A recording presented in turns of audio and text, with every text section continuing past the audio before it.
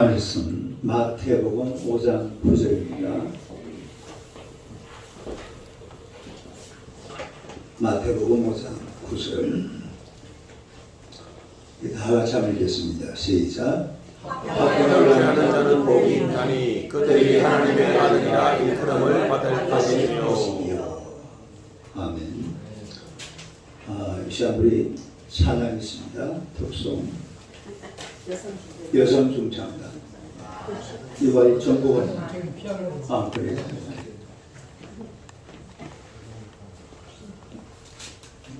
전 여성 다 나가는 게 아닙니까? 마이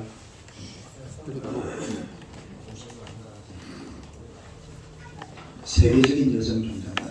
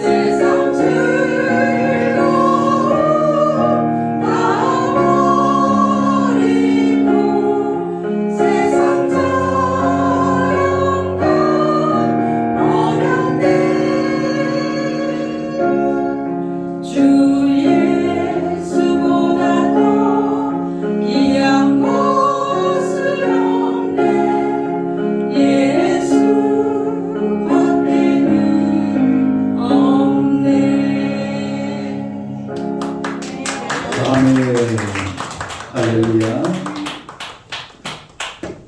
인사하겠습니다. 하나님은 당신을 사랑하십니다.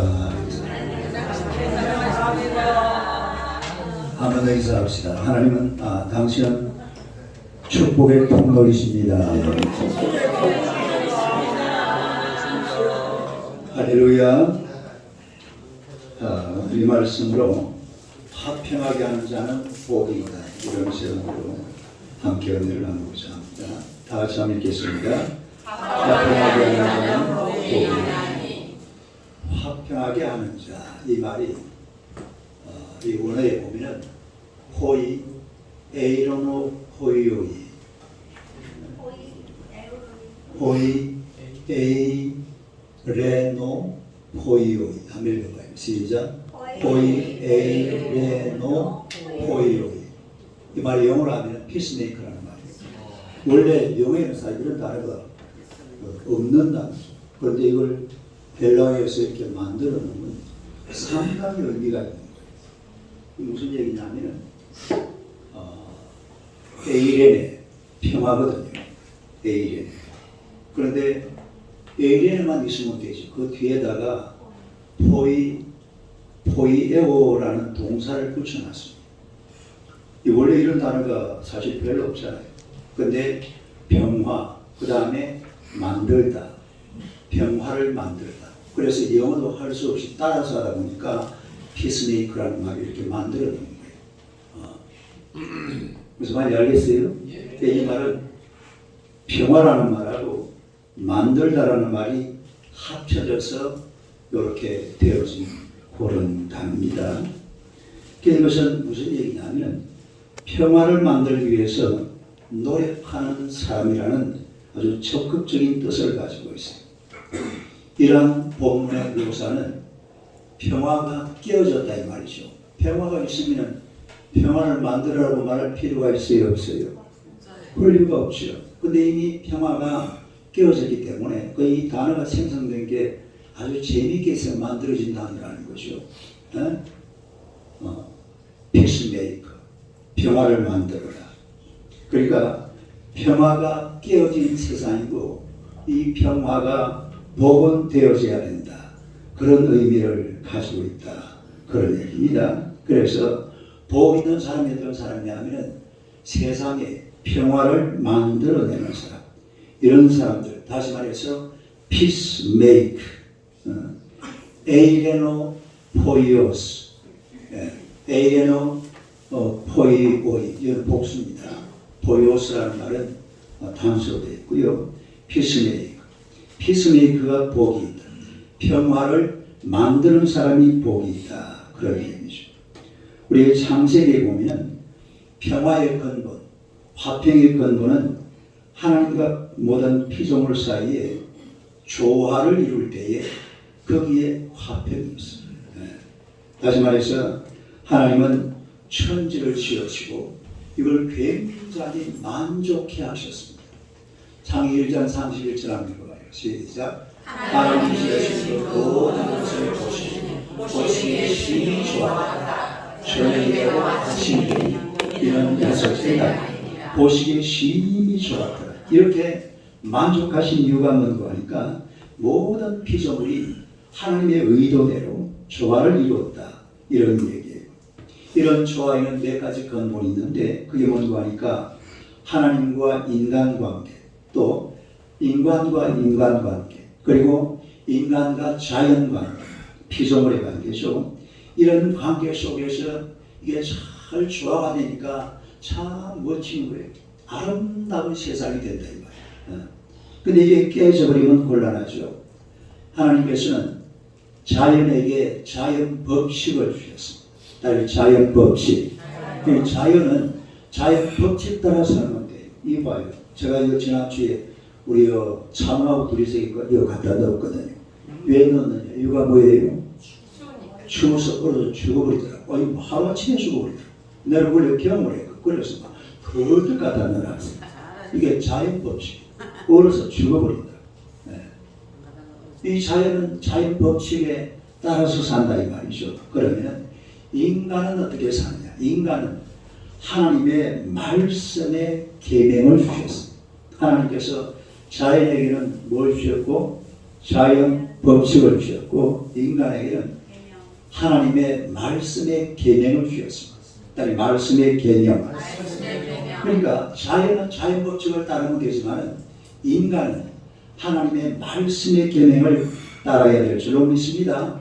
이런 관계가 제대로 만들어지는 것이 바로 화평이라 이렇게 표현을 하고 있습니다.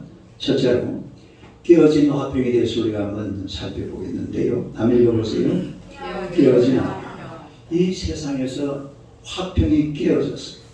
첫사람인 아담이 이걸 깨버렸습니다. 그래서 하나님께서 하신 말씀이 바로 에이레노 포이오스, 에이레노 포이오스가 되라. 다시 말해서 피스 메이커가 되라 이 말이에요. 평화를 만드는 자가 되라. 왜 이 화평이 깨어졌느냐? 왜 이런 평화가 깨어졌는가 하니까 이거는 다른 것이 아니라 우리 인류의 시조인 아담의 죄 때문이에요. 뭐 때문에? 아담이 하나님 앞에 범죄하니까 이 화평이 깨져버리고 만 것입니다. 다시 말해서 하나님께서 아담에게 동산 중앙에 있는 선악을 알게 하는 나무 열매는 따먹지 마라. 이렇게 분명히 말씀을 하셨잖아요. 그러면 인간은 그 말씀을 지켜야 돼요. 인간은 자연 법칙을 따르는 것이 아니라 하나님의 말씀의 법칙을 따라야 될 줄로 믿습니다. 그런데 그 나무의 열매를 따먹었다는 말은 무슨 말이냐면 하나님의 말씀을 어겼다는 거죠. 다시 말해서 죄를 지었다는 말이에요. 비록 마귀가 꼬드긴 것이지만 그러나 이 죄악에 아담과 하와가 넘어가 버린 거죠. 저기 다시 말해서 아담이 죄를 지었다는 말입니다. 죄를 짓고 나니까 하나님과 인간관계가 깨져버렸습니다. 하나님과 인간관계. 우리 성경을 가만히 보면 하나님께서 아담을 부르잖아요. 뭐라 부르냐면 아담아 내가 어디 있느냐 이렇게 불러요. 원래 하나님과 아담 사이는 이런 관계가 아니에요. 야 아담아 잘 있었냐? 잘 잤냐? 뭐 잘 먹었냐? 치팔라마? 치팔라마가 뭐예요? 안 먹었냐? 그래. 밥 이렇게 말을 해야 돼. 원래 아담과 하나님 관계는 치팔라마 어디 잘 잤냐? 이런 관계가 되는데 아담아 내가 어디 있느냐? 시작. 아담아 내가 어디 있느냐? 좀 이상하지 않아요? 관계가 깨져버린다 이 말이에요. 하나님의 아담이 어디 있는지를 모르는 분이 아닙니다. 그런데 아담의 대답은 또 더 이상합니다. 이 평화의 동산, 아름다운 에덴 동산에서 이 아담이 하는 말이 하나님의 소리를 듣고 내가 벗었으므로 두려워하여 숨었나이다. 그렇게 얘기를 해요. 이 아름다운 평화의 동산, 에덴 동산에 두려운 게 어디 있으며 그리고 숨을 게 어디 있습니까? 그런데 이 아담은 하나님 앞에 그렇게 대답을 하는데 관계의 금이가 뭐예요? 관계가 깨져버렸다 이 말입니다. 또 인간과 인간 사이가 마찬가지입니다. 하나님께서 아담에게 내가 내게 먹지 말라고 맹한 그 나무의 열매를 내가 먹었느냐? 내가 먹었느냐? 하나님이 물어봐. 네 그거 먹었냐? 물어보니까 아담의 대답이 또 희한합니다. 13절 한번 보세요. 한번 읽어봐요. 시작. 여호와 하나님이 여자에게 이르시되 이거 12절 시작. 아담이 하나님이 주셔서 나와 함께 있게 하신 여자 그가 그 나무에 내 주물로 내가 먹으니 자기는 쏙 빠져나갔고 첫 번째 책임 누구에게 돌려요? 하나님이 주셔서 나와 함께 하나님한테 책임 딱 돌려버리고 두 번째로 누구? 여자가 나 여자가 요물이라는 말이 이때 나온 말이에요. 네? 여자가 나에게 주셨어. 이래가지고 첫 번째 하나님 잘못, 두 번째 여자 잘못, 자기는 잘못하고 하나도 없어요. 네? 이때라도요 내가 가만히 생각을 해보니까 아담에게 하나님과 아이고 하나님 죄송합니다. 내가 잘못해가지고 막 이랬었는데 또 이 세상은 어떻게 됐을지도 몰라요. 그런데 여기서 바로 책임을 하나님한테 딱 돌려버려요. 여자한테 딱 돌려버려요. 그리고 또 여자도 가만 안 있습니다. 하나님 또 물어봤잖아요. 뭐라고 물어봤어요? 야 여자야 여기 있네. 한번 읽어봐요. 시작. 여호와 하나님 여자에게 이르시되 내가 어찌하여 여자한테 니 어찌 야너 그거 왜 먹었냐 내 먹지 말라고 그랬잖아. 여자가 하는 소리가요 뱀이 나를 빼가지고 내가 그 꼬임에 넘어갔어. 하여튼 이런 인간들이요 책임질 줄을 몰라요. 책임질 줄. 우리 인류의 조상이라는 아담과 하와가 이런 책임을 못 지고 뱀한테 책임을 돌려요. 그러니까 보세요. 하나님과 관계 깨져버렸죠. 사람 관계 깨져버렸죠. 자연 관계 깨져버렸죠. 다 깨져버렸죠. 이게 바로 화평이 사라져버렸다 이 말입니다. 네? 화평이 이런 관계가 다 깨어져 버리고 나니까 여러분 관계라는 것은요 좋을 때는 참 좋아요. 그런데 이 관계가 딱 깨어지는 순간 굉장히 고통스럽습니다. 굉장한 사건들이 막 일어나요. 관계가 잘 되다가 막 이게 막 깨져버리고 나면은 얼마나 힘들고 어려운지 몰라요. 네. 우리가 그런 걸 많이 느꼈잖아요.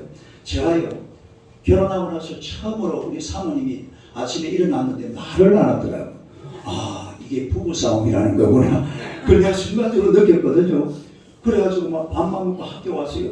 하루 종일 이게 막 머릿속에 막 뱅뱅뱅뱅 이상하고 이 아줌마가 왜 나한테 말을 안 했지? 아침에 일어나면 뭐라 말 참 잘하거든요.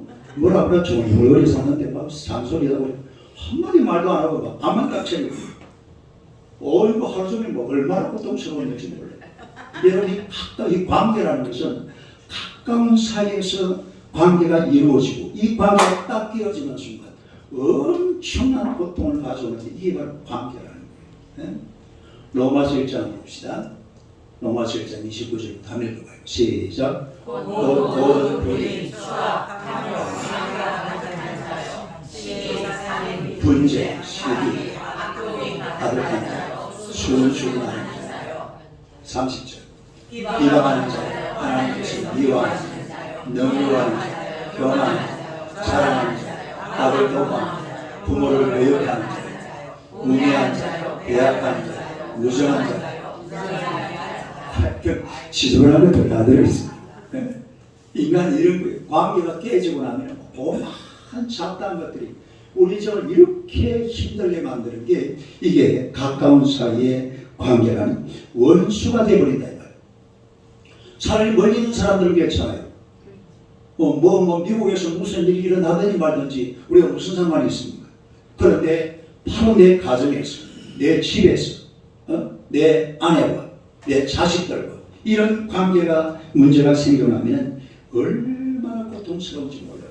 화평이 사라져버린다 이 말이에요. 그때부터 하나님과의 관계가 깨지니까 우상숭배가 시작되고 이웃과의 관계가 깨지니까 막 전쟁이 벌어지고 날마다 사람을 잡아 죽이려고 자연과의 관계가 깨지고 나니까 막 자연도 우르릉 쾅쾅 해가지고 번개가 치고 내성 병나게 때려가면서 얼마나 많은 재앙을 우리가 맞을 수밖에 없잖아요. 관계가 깨어져서 생기는 현상이에요. 화평이 깨어진 상태에서 이런 일들이 오는 것을 우리가 알 수가 있는데요. 두 번째로 화평을 이루신 예수 그리스도입니다. 한번 읽어보세요. 화평을 이루신 예수.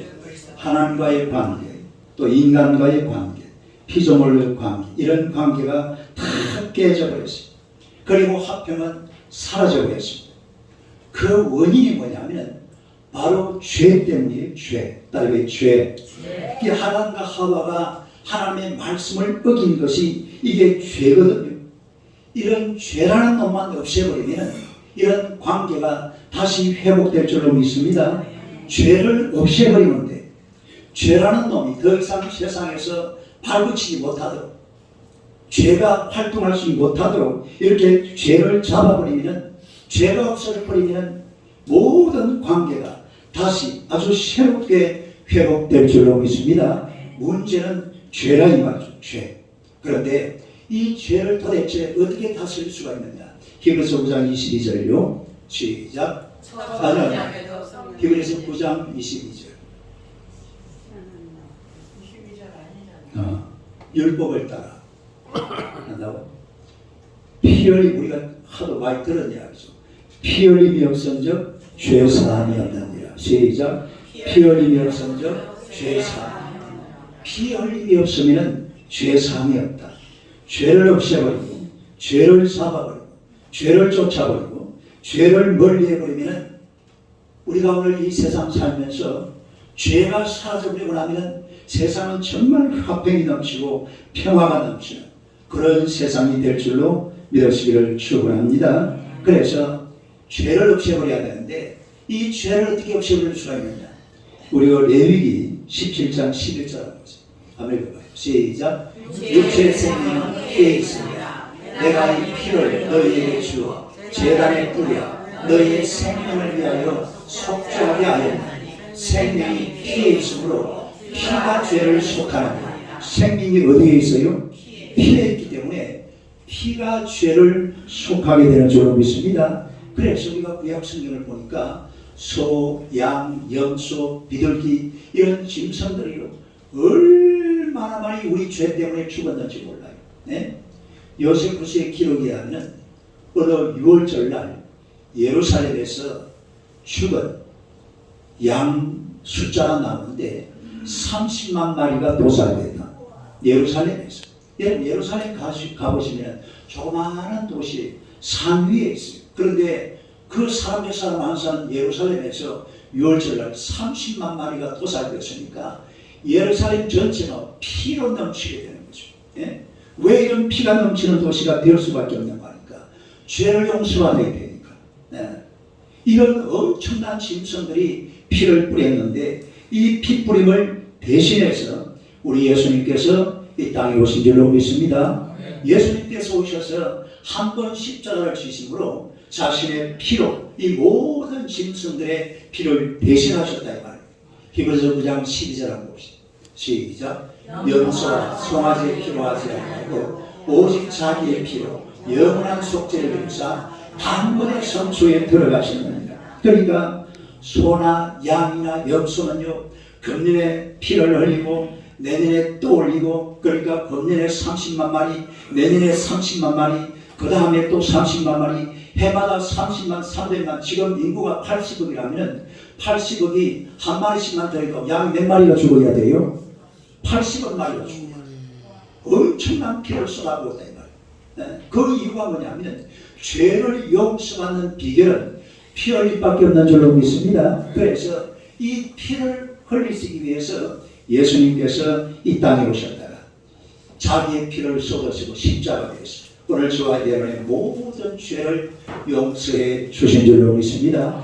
고린도서 5장 17절요. 시작. 그런즉 누구든지 그리스도 안에 있으면 새로운 피조물이라 이전 것은 지나갔으니 보라 새를 되었더라. 할렐루야. 얼마나 감사해요. 우리가 이 피를 가지고 내 죄를 씻고 나면 새로운 피조물 되는 거예요. 이제는 재창조가 일어나는 거예요. 하나님의 창조, 예수님의 피로 씻은 재창조. 하나님의 창조는 창세기 1장 1절, 예수님의 피로 씻은 재창조는 요 나오잖아요. 고린도후서 5장 17절. 이게 재창조라는 거예요. 따르게 재창조. 재창조된 그런 존재가 예수님의 피로 씻음받은 하나님의 백성들인 줄로 믿으시기를 축원합니다. 그리고 하나님과 이제는 화평을 이루었잖아요. 예수님을 통해서 하나님과 저와 여러분들이 화평을 이루었습니다. 그러면 이걸로 끝나는 것이 아니라 에베소서 2장 13절요. 잘 한번 읽어봐요. 또박또박. 시작. 이제는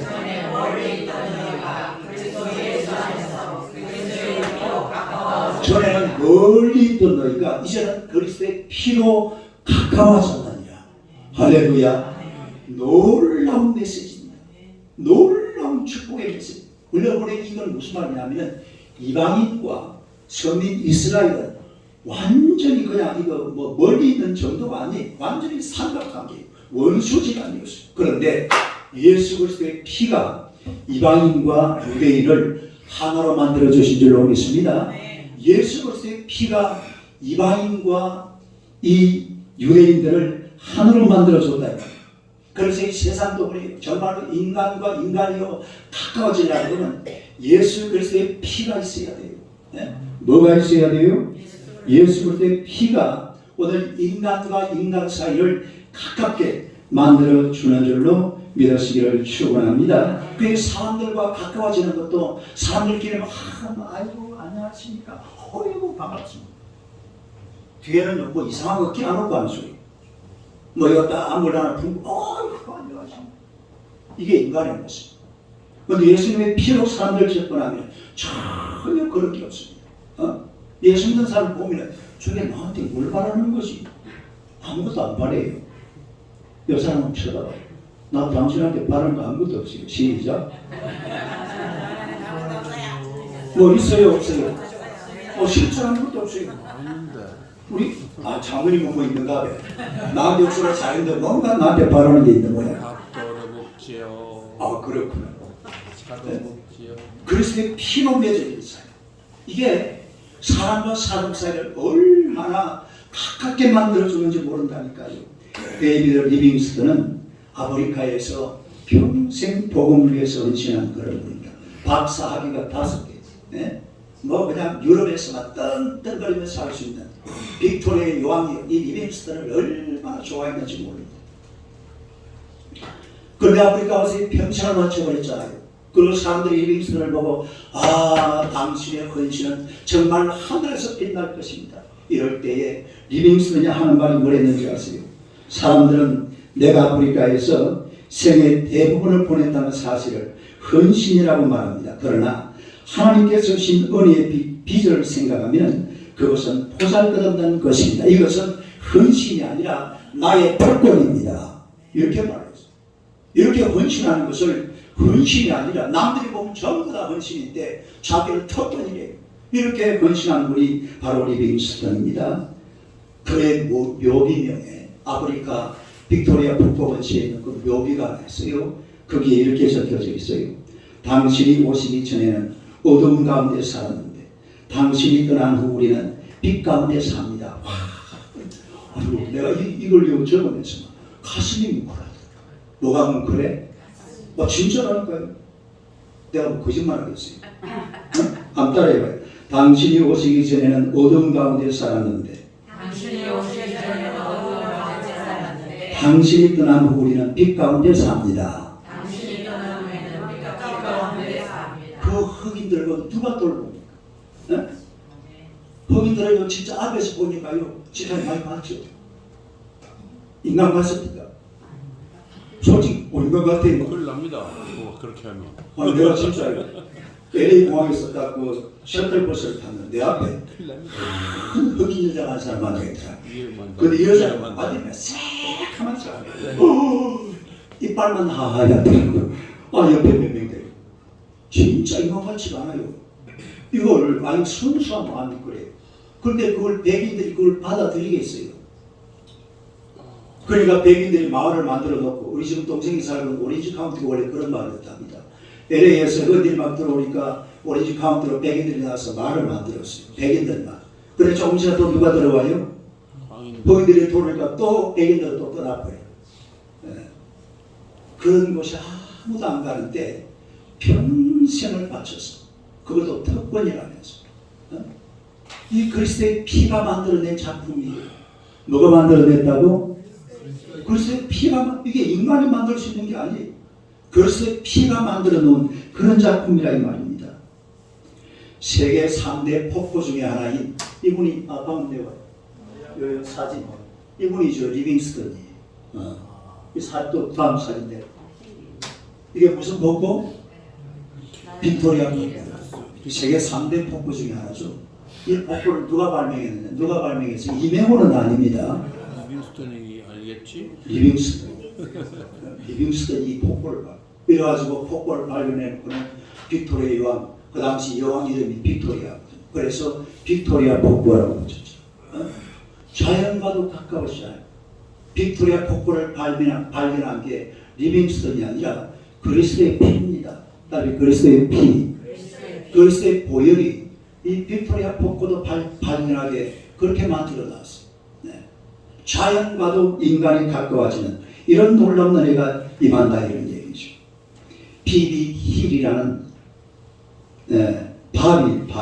바비 힐이라는 이름을 가진 13살짜리 미국 소년이 있었는데 이 소년이 아버지가 미국 공군 상사로서 유럽에 파견되어서 근무 중이었어요. 그런데 어느 날 이 바비 힐이 잡지를 보는데 독일 의사였던 슈바이처가 저 아들과 랑바렌에서 이렇게 의료 봉사를 하고 복음을 전하는데 약품이 다 떨어졌대요. 약품이 떨어져서 청결을 할 수가 없대요. 병원을 운영할 수가 없대요. 그래야 이 친구가요 아스피린을 한 통 샀어요. 그리고 누구한테 편지를 썼냐면 유럽에 주둔하고 있는 미국 공군 사령관한테. 김보양 씨는 아닙니다. 미국 공군 사령관한테 편지를 썼어요. 뭐라고 썼냐면 제가 산 아스피린 한 병을 보냅니다. 이 약을 아프리카에 계신 슈바이처 박사의 병원에 낙하산으로 떨어뜨려 주시면 감사하겠습니다. 13살짜리 어린아이가 이렇게 편지를 쓰니까 이 사령관이 이 편지를 보면 감동의 물결이 치는 거예요. 그래야 이 편지를 혼자 가지고 있지 못하고 유럽에 있는 방송국에다 넘겨줬습니다. 이래가지고 온 유럽이 난리가 났어요. 이 아이 편지 한 장 때문에. 이래가지고 아프리카에서 랑반에서 의료 봉사하고 있는 슈발츠 박사를 위해서 모금을 하자는 운동이 벌어져가지고 지금부터 100년 전에 논란 준비하세요. 얼마나 모였냐면 40만 불이 모였어요. 별로 놀라지도 않네. 40만 불 같으면 100년 전에 40만 불 같으면 어마어마한 돈. 네. 지금 추동이 5억이잖아요. 이게 막 그냥 이 답치가 되는 바람에 엄청난 약품을 가지고서 이 바비 힐은 슈발츠 박사가 있는 아프리카에 봉군 사령관과 함께 이 40만 불 약품을 가지고서 거기 갔어요. 그리고 그걸 전달했습니다. 그때에 이 슈발츠 박사가 이런 얘기를 했습니다. 슈발츠 박사는 말이 어린아이가 이런 큰 일을 할 수 있으리라고는 생각하지 못했다. 비록 작은 어린아이의 헌신이었지만 이 일이 아프리카 선교에 가장 큰 일을 이루게 했다. 이런 얘기를 했습니다. 네. 이 조그마한 13살짜리가 슈발츠라는 그리스도의 피잖아요. 슈발츠 박사도 그리스도의 피예요. 네. 그리스도의 피가 슈발츠를 랑바렌에 보낸 그 아프리카 흑인들 속에 그러니까서 평생을 살게 만들어 또 이 어린아이도 거기에 헌신할 수 있는 그런 은혜가 임했다는 거죠. 여러분, 예수 그리스도의 피라는 것은 사람과 사람 사이를 굉장히 가깝게 만들어줍니다. 할렐루야. 정말 예수 그리스도의 피가 아니면 누가 이걸 감당하겠어요? 저는 원래 저 이야기를 원래 그렇게 많이 하는 사람은 아닌데 제가 저 팀에 대감했을 때에 우리 교회에 근데 요 교회가 요거가 두 배만 있어 본당.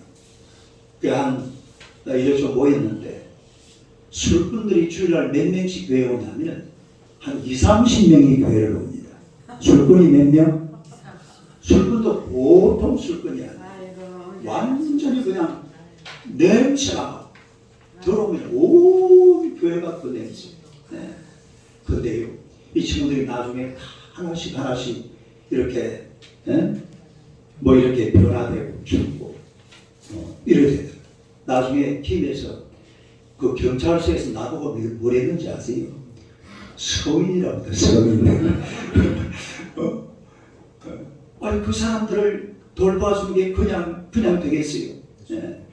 예수 그리스도의 피가 있으니까, 예수 그리스도의 보혈이 있으니까 예수 그리스도의 보혈로 함께 가까워지고 하나가 되는 줄로 믿습니다. 그래서 예수 그리스도의 피라는 것은 사람과 사람 사이를 굉장히 가깝게 만들어줘요. 네. 가까워져야 돼요. 누구 때문에? 예수님의 피 때문에, 예수님의 보혈 때문에, 예수님의 피로 말미암아서 사람과 사람 사이는 하나가 되는 줄로 믿습니다. 막상 여러분 교회 와보세요. 우리는요, 어제 제가 우리 여동생한테 전화를 했습니다만 여동생하고 뭐 전화하는 게 그렇게 쉽지가 않아요. 뭐 한 달에 한 번, 두 달에 한 번, 어떨 때는 6개월에 한 번, 뭐 이래. 그런데요, 아까요 저 특성하시는 세계적인 우리 여성 중장단 보니까 매주마다 보시는 분들이래.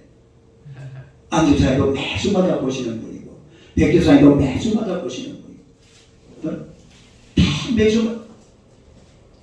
이 예수 믿는 사람들이 이렇게 그리스도 안에서 가까워지는 것은 놀라운 하나님의 그리스도의 은혜고 피의 은혜인 줄로 믿습니다. 그 다음에 세 번째로 화평하게 하는 직분. 한번 읽어보세요. 화평하게. 고린도서 5장 18절 한번 읽어봐요. 시작. 모든 것이 하나님께서 났습니다.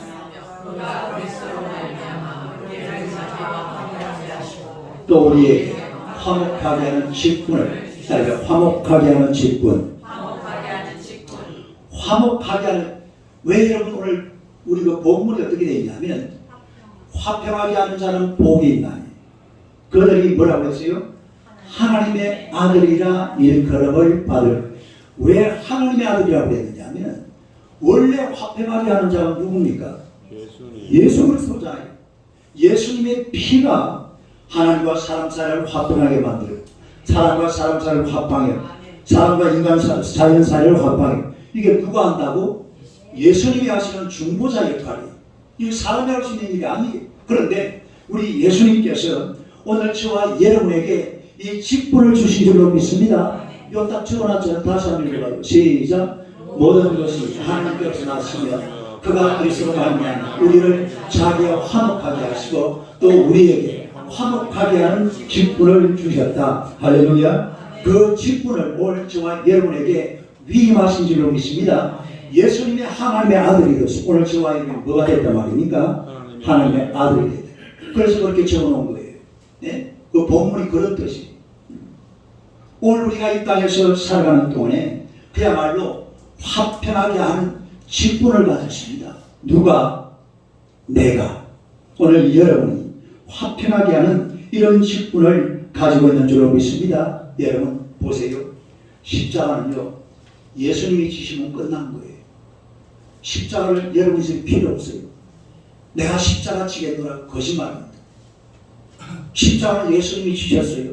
그런데 오늘 저와 여러분이 할 것은 뭐냐면 그 십자가를 지신 예수 그리스도를 믿고 이 십자가를 통해서 또 사람과 사람 사이, 사람과 하나님 사이를 이렇게 화평하게 만들어주는 이런 직분이 우리에게 있는 줄로 믿습니다. 할렐루야. 이 직분을 하나님께서 우리에게 주셨어요. 얼마나 멋집니까? 이런 직분을 감당하면서 살아야 돼요. 여러분 인생 살아보지만은 뭐 별거 있습니까? 돈 버는 거 말고는 아무것도 없잖아요. 한 목사님 나는 내 인생을 신나게 살아요. 재미있게 살아요. 뭐 짜다가 재미있는 누구는 재미있게 안 살아? 뭐 짜다가 재미있고 뭐 짜다가 의미가 있어요? 없어요. 미안하지만 그야말로 하나님 우리에게 주신 직분, 화평하게 하는 직분. 시작. 화평하게 하는 직분. 이게 우리의 사명입니다. 하나님의 직분을 주셨기 때문에 이건 선택이 아니에요. 의무입니다. 의무. 사명으로 감당하시기를 축원합니다. 예수님께서 우리를 위해 십자가를 지셨어요. 오늘 저와 여러분들은 이 십자가를 믿고 또 이 십자가를 온 세상에 널리 전파해야 될 줄로 믿습니다. 남편 전도하는 게 소원이었던 어떤 권사님이 이 남편을 우리 교회 가자고 교회를 안 나와요. 근데 이분이 뭘 잘했냐면 바둑을 잘 뒀대요. 바둑을. 네?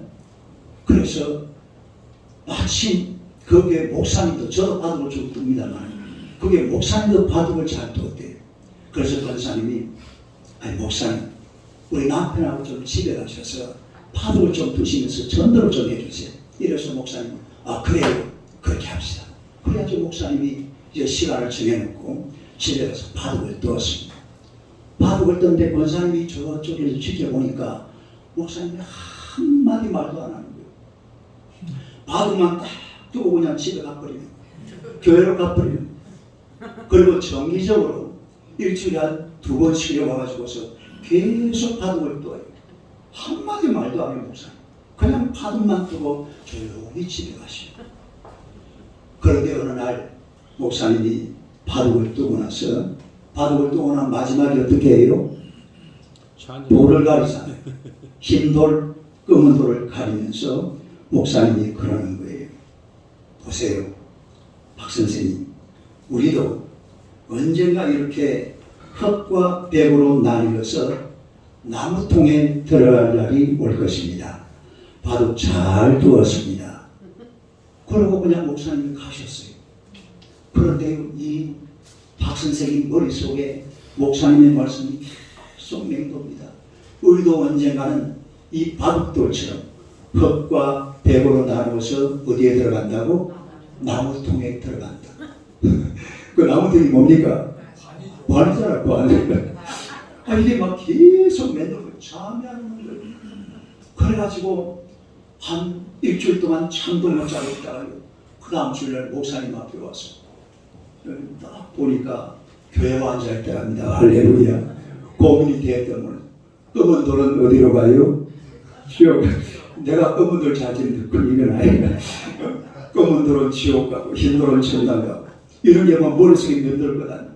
그래가지고 교회 나와서 잘 자랐답니다. 네? 네. 여러분요 인천에 가면은 주한 장로교회라고 있어요. 거기 아주 전도를 1년에 10,000명씩 하는 그런 권사님이 한분 계십니다. 안강자 권사라고요. 요 나오시죠. 간증도 많이 다시는 이 안강자 권사라고. 이분이 한 분은 인천 주암 전철역에서 올라와가지고 딱 올라오는데 보니까 아니 거기서 전도를 하고 있는데 웬 청년이 전철역에서 올라와요.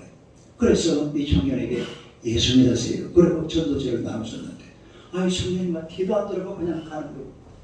그러니까 쫓아가가지고 아유 아이씨 예수 믿어야 됩니다. 예수 믿어서 구원받아야 돼요. 예수 안 믿으면 지옥 갑니다. 그러니까 이 남자가 막 그대로 여자 뭐 안면을 씌는 것처럼 코피를 쫙 흘리면서 팍 쓰러졌는데 그냥 지나가는 게 아니라 발을 가지고 머리를 세게 밟고 이러고 지나간 거예요. 이 청년이. 그래도 막 권사님 그래서 막 그래 저러다 피를 찾으러 흘리고 있으니까 주변에 있는 상인들이 막 여럿이 비켜가지고 아이고 이러시고 저거는 깡패인데 어떻게 저런 사람한테 걸렸냐고 이래가지고 택시를 태워서 집으로 보냈답니다. 그런데 일주일 뒤에 이 청년한테 안강자 권사님한테 전화가 왔어요.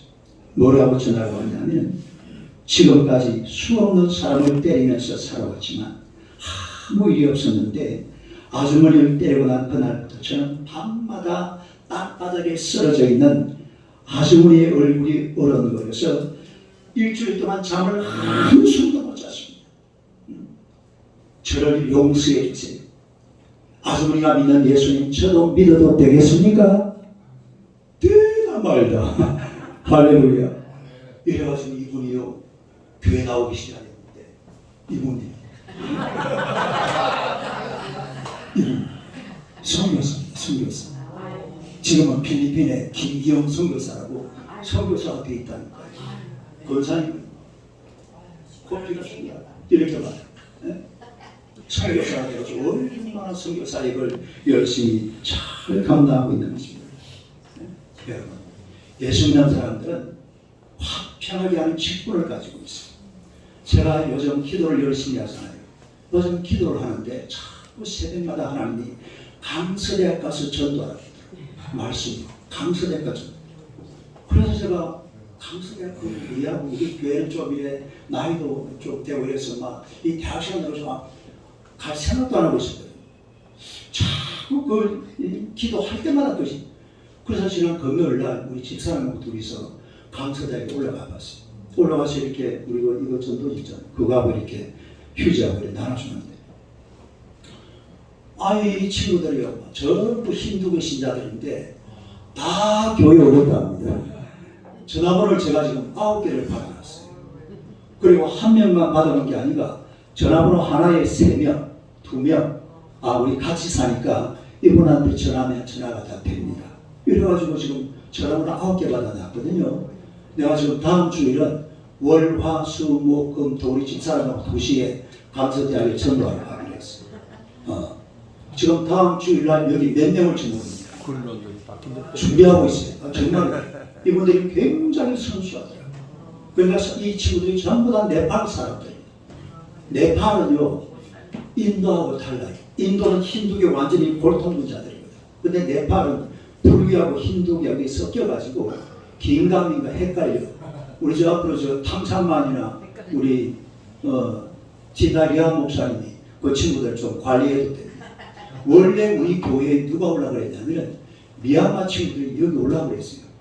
우리 지다리아 목사님 여기 30명 데리고 올라가 그랬거든. 근데 여기는 공간이 좁으니까 그래서 화성교회를 갔거든. 지금 그 100명 모인다고 그러잖아요. 앞으로 이 친구들 이제 우리 교회 만약에 와서 한 100명 되면은 우리 교회 옮기면 돼요. 할렐루야. 걱정할 필요 없습니다.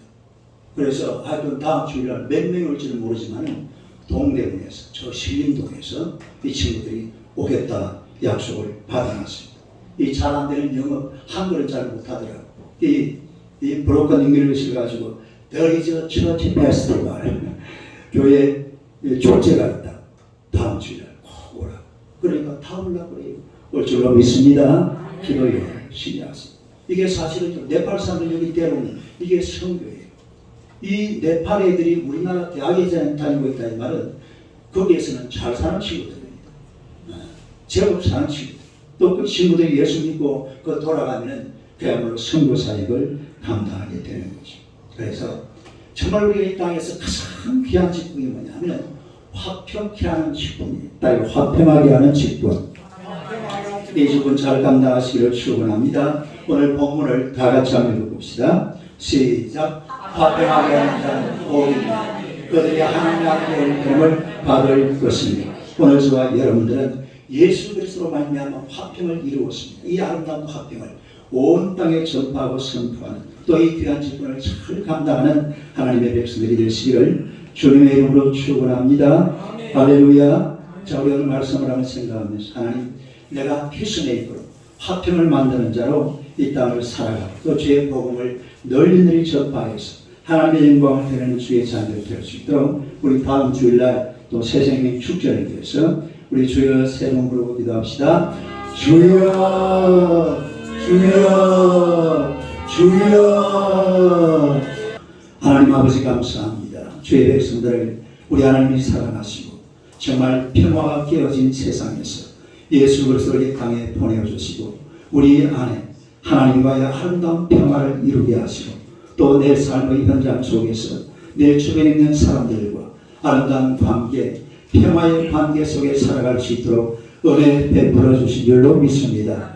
우리에게 이런 아름다운 평화, 이 화평을 하나님이 허락하여 주신 줄로 믿습니다. 하나님이 주셨으니 이제는 우리가 받은 직분, 화평케 하는 이 아름다운 직분으로 세상을 하나님과 화평시게 될 수 있는 하나님의 백성들이 되게 하여 주시옵소서. 지금도 세상 속에 하나님을 알지 못해서 예수가 누구인지 알지 못해서 고통과 괴롭게 사는 자들이 너무나 많습니다. 이들에게 찾아가서 복음을 전하게 하여 주시옵소서. 저들을 하나님과 하나로 만들어주고 하나님과 화평할 수 있는 길을 우리가 열어줄 수 있도록 힘을 주시옵소서. 은혜를 주시옵소서. 감당할 수 있도록 주님께서 역사하여 주실 줄로 믿습니다. 하나님도 이 시간에 간절히 비옵는 것은 우리 강서대학의 저 네팔 청년들 이 사람들 주님 앞에 나와서 하나님 섬기며 살아갈 수 있는 하나님의 귀한 청년들 되게 하여 주시옵소서. 예수님 이름으로 기도드리옵나이다. 아멘.